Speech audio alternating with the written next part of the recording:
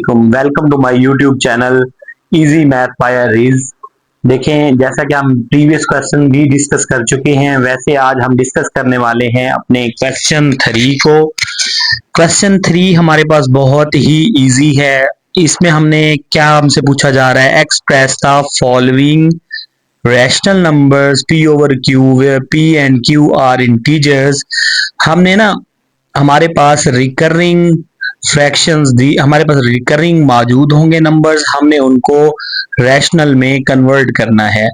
तो जैसा कि 0.4 रिकरिंग मौजूद है, आप लोगों को चंद एक स्टेप मैं सबसे पहले रिकॉल करवाना चाहूंगा। वो ये है कि सबसे पहले आप लोगों ने क्वेश्चन को x के इक्वल लेट करना है, जैसा कि यहाँ पे आपको नजर आ रहा है। दूसरा काम आपने ये करना है, ये रिकरिंग का मतलब होता है रिपीटेड वैल्यूज। ये रिकरिंग हटाएंगे, इस 4 को बार बार रिपीट करके लिखेंगे। तो यहाँ पर एक मेथड प्रॉपर आप फिक्स कर लें। तो मैं ये करता हूं कि जब ये रिकरिंग का साइन हटाता हूं तो मैं कहता हूं कि उस नंबर को हम 4 टाइम रिपीट करके लिखते हैं। देखिए 1 2 3 4। वैसे तो आगे भी है, देखें डॉट डॉट का मतलब है कि और भी बहुत सारे 4 मौजूद हैं, लेकिन हम जस्ट एक मेथड फिक्स कर लेते हैं कि हम इतनी बार लिखेंगे। उसके बाद आप रिकरिंग के साइन के नीचे अगर एक एलिमेंट मौजूद हो, एक नंबर मौजूद हो, तो आप इसी इक्वेशन को लेफ्ट साइड पे भी राइट साइड से भी 10 से मल्टीप्लाई कर देंगे।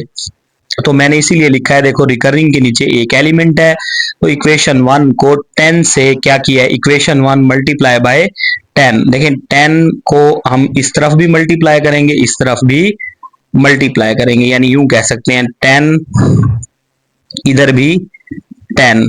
अब 10 जब 0.444 से मल्टीप्लाई होगा तो ये एक डेसिमल आगे पॉइंट शिफ्ट हो जाएगा। देखें जैसे पॉइंट यहां था, अब ये पहुंच गया 4.444। आगे ये रिकरिंग हमारा जो है वो डॉट डॉट वो चलता जा रहा है। अब हम क्या करेंगे, हम इस डेसिमल को तोड़ेंगे। कैसे तोड़ेंगे, डेसिमल से पहले वाला पॉइंट अलग कर लेंगे, डेसिमल के बाद वाले पॉइंट्स अलग कर लेंगे। अब ये 0.44 को जैसा कि हमने ओपन किया था तो ये बेसिकली था तो 0.4 का बार, तो हम दोबारा से इसको क्लोज करके लिख देंगे 0.4 रिकरिंग। और 0.4 रिकरिंग किसके इक्वल था, देखें ऊपर x के इक्वल था, तो हमने 0.4 बार की जगह पर दोबारा से x पुट कर लिया। बाकी ये left side as it is चलती आई है। अब हम क्या करेंगे, देखें ये हमारे पास 10x is equal to 4 plus X बन गया है। अब इस प्लस एक्स को इस तरफ ले आएंगे तो ये माइनस एक्स हो जाएगा। 10x में से 1x गया 9x। और अब क्या करेंगे, हमने तो x की वैल्यू फाइंड आउट करनी है, तो 9 उस तरफ ले जाकर डिवाइड करवा देंगे। अब जैसा कि आपने देखा था कि x बेसिकली हमारे पास 0.4 रिकरिंग है, तो मैं x की जगह पर 0.4 रिकरिंग पुट कर दूंगा। तो देखें क्वेश्चन उन्होंने यही पूछा था कि रिकरिंग को रैशनल में कन्वर्ट करें, तो देखें हमने रिकरिंग को रैशनल में कन्वर्ट कर दिया। देखते हैं सेकंड पार्ट। सेकंड पार्ट भी एज इट इज है कि आपने सबसे पहले उसे x के इक्वल लेट करना है, उसके बाद ये रिकरिंग का साइन हटा के 37 को 4 टाइम राइट डाउन कर लेना है। देखें 1 2 3 एंड 4, आगे अप टू सो ऑन हम लगा देंगे, क्योंकि ये रिकरिंग है तो ये चलता जाएगा। अब मैंने आपको जैसा कि बताया था कि अगर रिकरिंग के साइन के नीचे एक एलिमेंट हो तो हम इस इक्वेशन 1 को 10 से करेंगे। अगर देखो दो एलिमेंट हो, जैसे 3 है 7 है, अब 2 हैं, तो हम इसे 100 से मल्टीप्लाई कर लेंगे।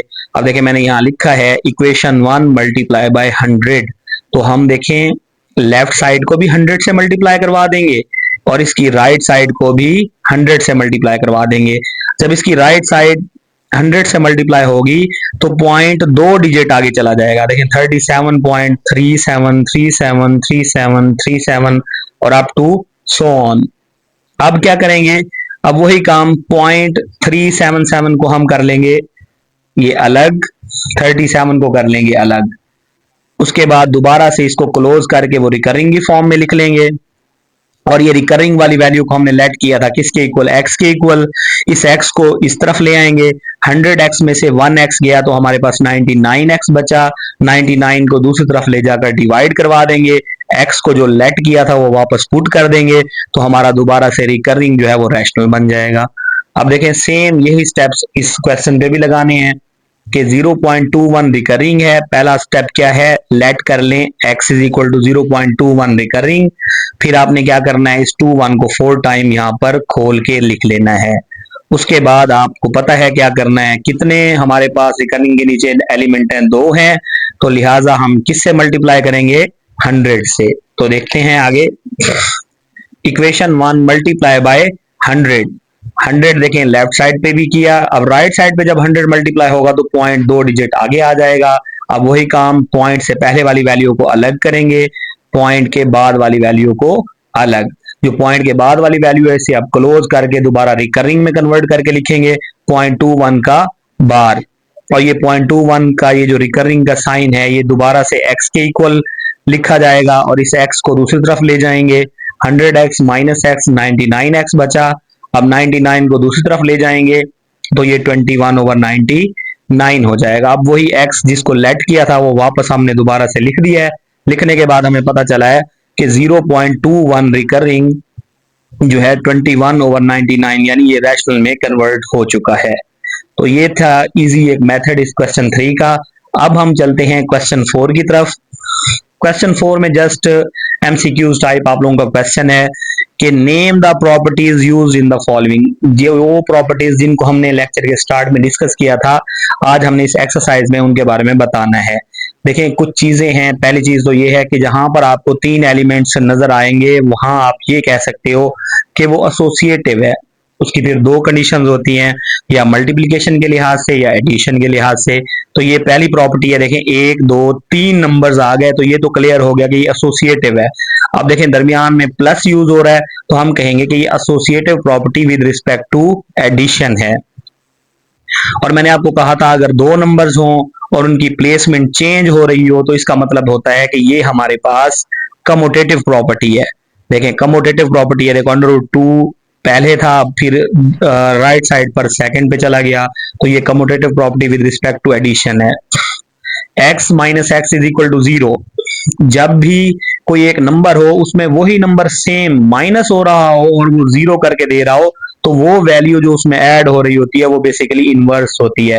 क्योंकि ये एडिशन या सब्ट्रैक्शन से बन रहा है तो इसलिए हम लोग इसको एडिटिव इनवर्स कह सकते हैं। अब फिर से देखें हमारे पास हैं तो 3 नंबर्स तो 3 है ए बी सी।